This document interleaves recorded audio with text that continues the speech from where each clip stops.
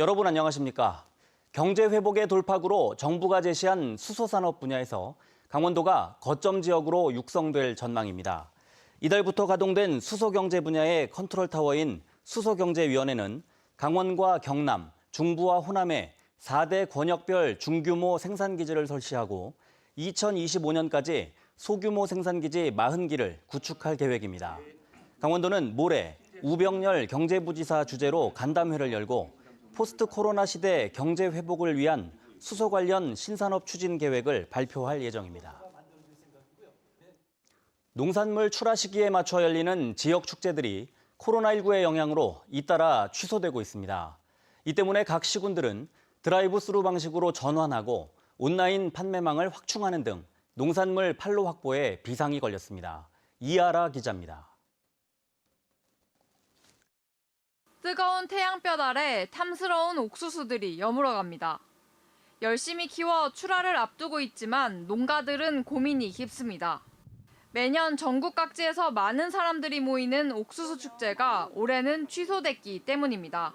코로나19 때문에 이게 취소되고 그러면 엄청 옥수수 경작자들은 걱정을 많이 했어요. 축제위원회는 이 같은 상황을 극복하기 위해 올해 옥수수 축제를 드라이브스루 방식으로 전환하기로 했습니다. 차에 탄 채 옥수수를 시식도 하고 현장에서 바로 구매하는 방식입니다.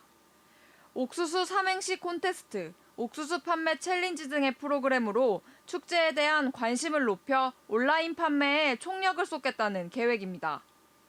올해 문방농협 옥수수 축제 전용 홈페이지를 구축해서 코로나로 인해서 어려운 것을 극복하고 전화위복에 기회가 될 것으로 예상이 됩니다.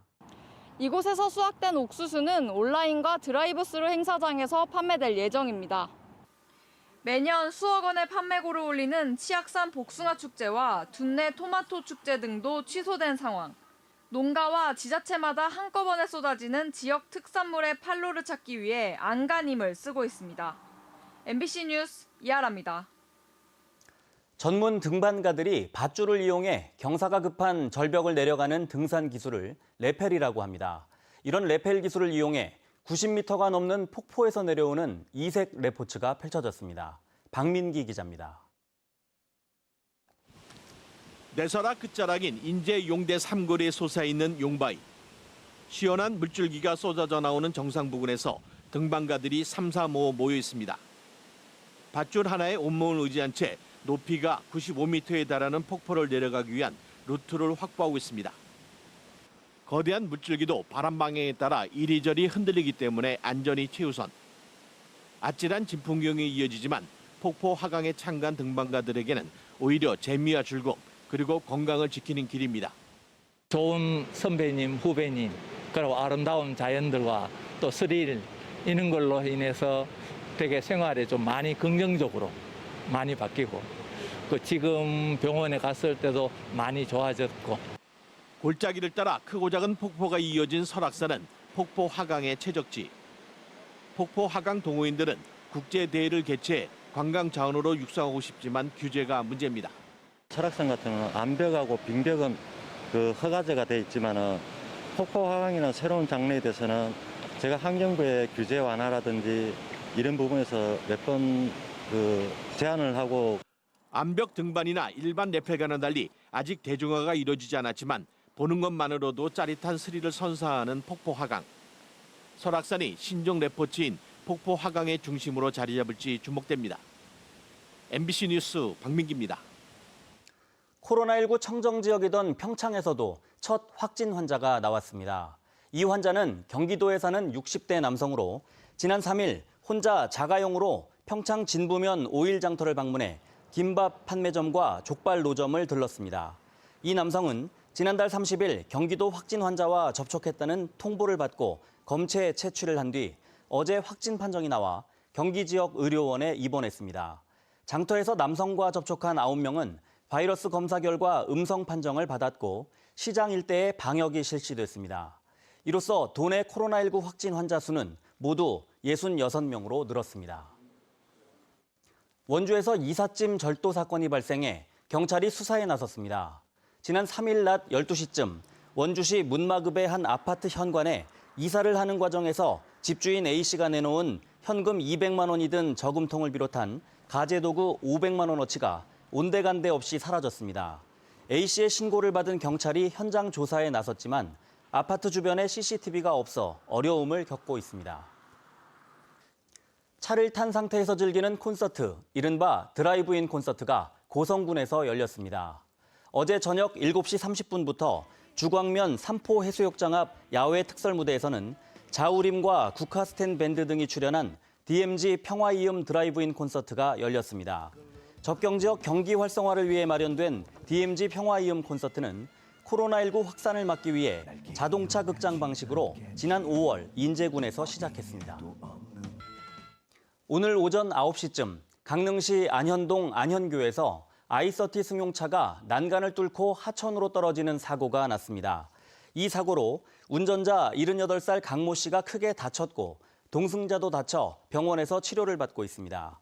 또 오후 2시 30분쯤에는 원주시 반곡동에서 드라마 촬영을 하던 차량이 인도로 돌진해 촬영 관계자 5명이 다쳤습니다.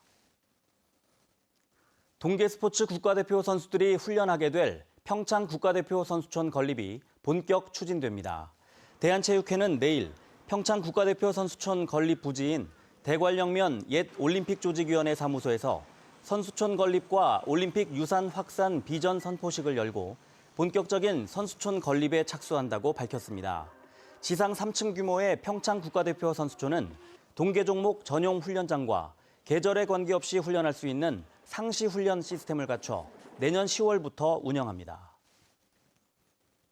삼척 상공회의소와 삼척시 번영회는 원자력발전소 예정구역에서 해제된 삼척 근덕 지역을 투자 선도지구로 지정하라고 정부에 촉구했습니다. 두 단체는 공동으로 발표한 성명에서 원전 예정구역 지정으로 지역 개발이 이루어지지 못하고 해당 부지는 폐허로 방치되고 있다며 이 지역을 투자 선도지구로 지정해 민간 투자를 활성화할 수 있는 기반을 만들어줘야 한다고 주장했습니다. 삼척시는 원전 해제 구역을 산업단지로 조성하는 계획이 정부의 반대로 무산되자 최근에는 민자유치를 통한 관광 개발을 위해 투자 선도지구 지정을 정부에 요청했습니다. 강원 동해안 관광도시를 중심으로 커피 전문점 창업이 잇따르고 있습니다. 한국은행 강원본부에 따르면 강릉, 속초, 동해 등 영동 지역의 커피 전문점은 4월 말 기준 1,166개로 지난해 같은 기간보다 9.2% 늘었습니다.